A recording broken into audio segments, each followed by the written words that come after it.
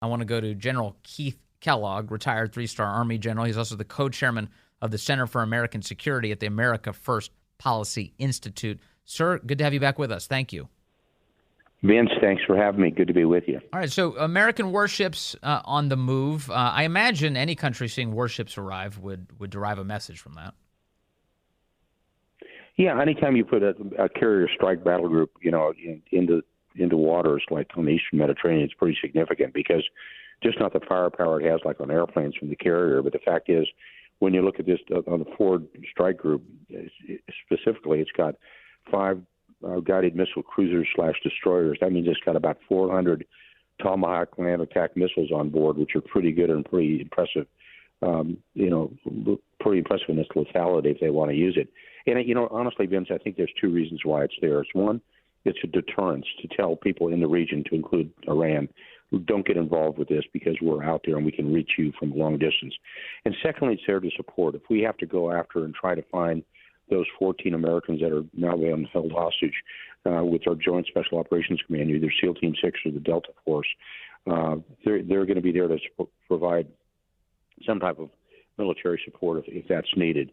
So there's a duality to it, and I think it sends a very clear message. We're the only nation that can field a carrier battle group like that, and I think everybody pays attention to that. Yeah, there was. I did see that Israel, according to the Biden administration, they've been indicating that Israel is saying that they don't want other countries to send troops in. They're not asking for that. They say that they can do this, the Israeli military.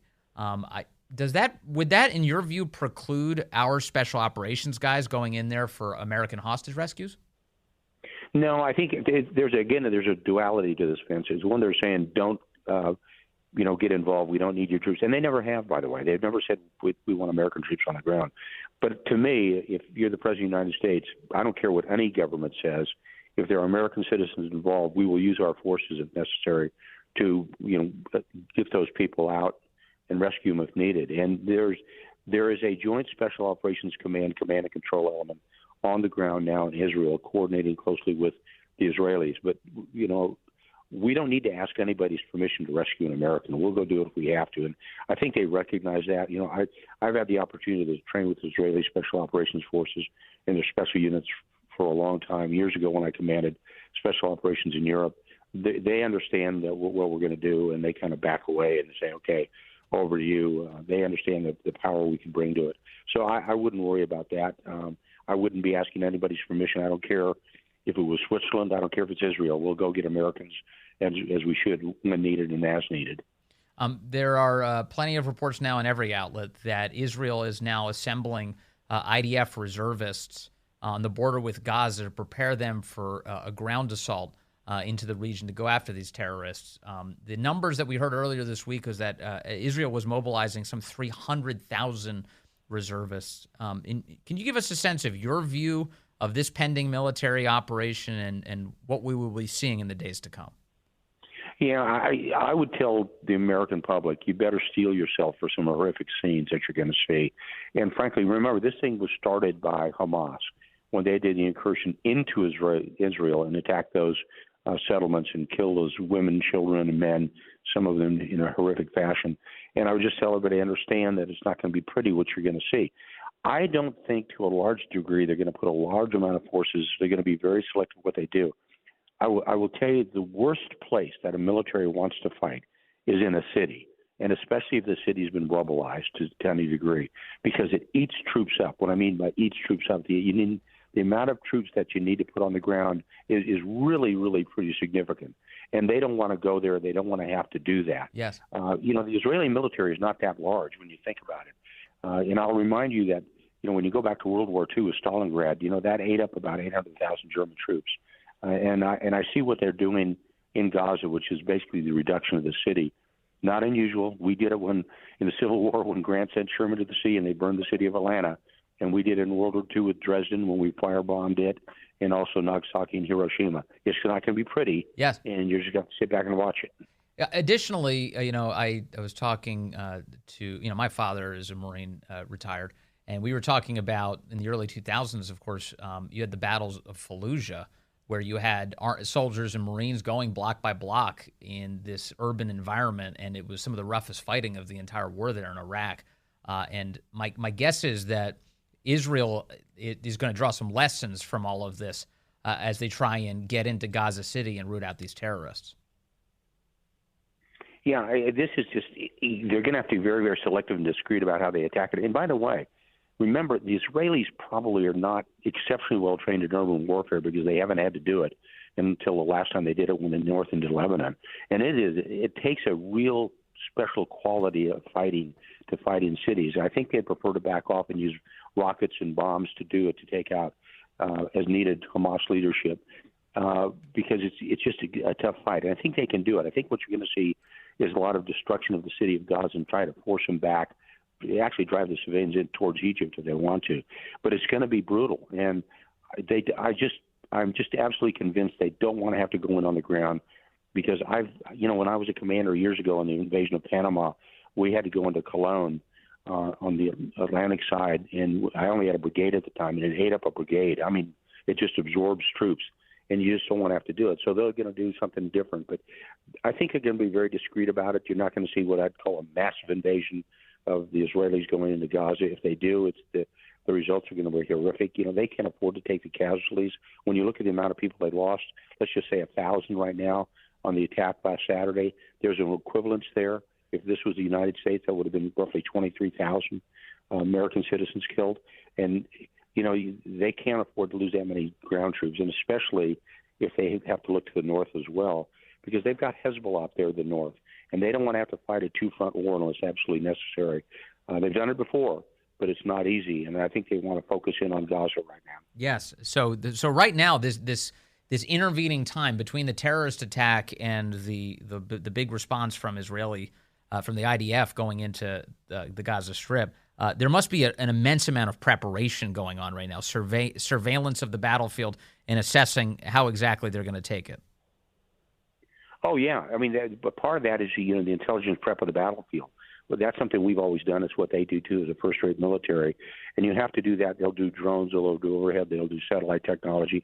And I'm really hoping that we are providing them as much of that as we can, because, our intelligence is exquisite in what we can do.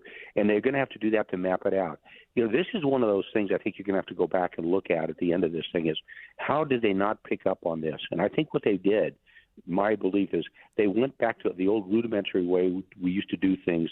When you plan something, you do it by paper, you do it by courier, you do it face-to-face, because they know how good signals intelligence, electronic intelligence, even human intelligence is. And nobody appears right now to have picked up on this. And that means they went back to the old school of doing business. So I think they have to think hard about that. They have to think about how they're going to use intelligence to the best degree possible, and they're going to have to be very discreet about it. And they're probably preparing as best as they can on what we used to call IPB, intelligence prep of the battlefield. But they better have good intelligence wherever they go, because there's going to be a cost on this, and the cost is going to be in lives, both civilian lives and military lives as well. You mentioned a moment ago that I forget the term you used, but you basically said that Israel is essentially a first-rate military, what kind of the terrorists of Hamas, what are they going up against? I mean, how different are these two fighting forces? Well, it's basically irregular warfare against a conventional force, and that's when you looked at what Hamas did. And by the way, what they did was horrific, but they planned that in it was well planned. When you think about it, this is what drives somebody like me nuts, because what they did is when they attacked, they neutralized the three Israeli military outposts that were there by a direct attack. Therefore, it froze them in place. And then what they did is they went towards the civilian communities in the centers and attacked them. And they attacked them by the air, those paragliders. They attacked them they tried to attack by sea, and they attacked by ground. And so you look at it and you go, okay, this was for irregular forces, there was a relatively sophisticated attack. That means somebody had to help them plan it, help think their way through it, because Hamas, generally speaking, doesn't do it. This was an attack into Israeli territory, something they had not done in force before. They may have done pinprick attacks, but nothing this major. And it was a coordinated attack, meaning they fired rockets at the same time they were going by ground, sea, and air. So I looked, and they say, well, there was no direct involvement by Iran. And no, there was no emails. But I will tell you that I'm sure they had some support from the Quds Force of Iran on how they did this, how they planned for it, how they executed it as well. They just didn't come out of the blue and say this was an attack. But it's an irregular force against a conventional force. But then they retreat to the cities, and that's when they have to go block by block. So it's an irregular fight. It's a tough fight. It's hard to do it, but the Israelis are going to have to do it. They're going to have to root them out. Yeah, no question. And it makes a big difference if it's your home community. You know the turf, you know how to maneuver through it, and it makes it difficult for the Israelis as they go to root out the people who killed their people. It's just, I can't imagine what comes next here. On that issue, General Kellogg, it must be interesting, strange to see how things have changed in terms of our ability to see the images of war so quickly. It used to be that we would hear stories of the guys who went to war and come back. Some of them would tell those stories, many others wouldn't. Nowadays, the images are available for all to see pretty quickly. That must be a very bizarre phenomenon to see, sir. Well, you know something, honestly, Vince, I don't think that's bad. It is. It's unusual to see. But, I'm reminded what Robert E. Lee said at the end of the Civil War when he made that comment, I'm glad war is so ugly, otherwise we'd become too fond of it. Yes. And I think it's good that Americans see the brutality of what we saw. And that's you have to accept the fact with cell phones and with basically movie cameras out there and the news makers that are out there, I don't care what news network it is, that are bringing this right into your living room. And sometimes you have to tell American people, this is what the war is all about. This is a former soldier. This is when I tell people, this is why soldiers generally don't like to go to war, because it's brutal, it's hard, and it's vicious.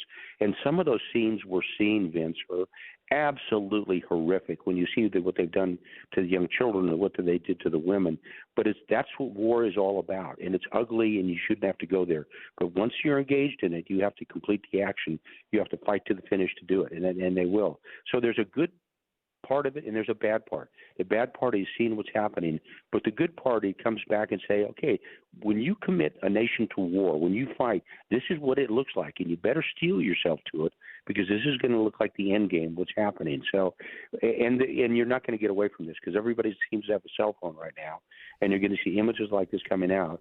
And that's when I said earlier, you better steel yourself, because you're going to see these images coming up in the next day, the next week, or the next month, and they're not going to be pretty, but be ready for them.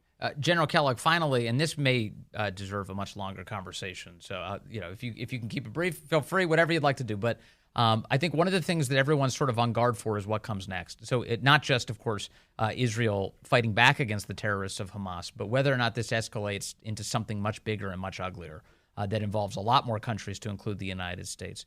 Is it possible for Israel to achieve its objectives of striking down Hamas here, pushing back on Iran's support for terrorism, and to keep this contained, to keep it from growing into something much bigger?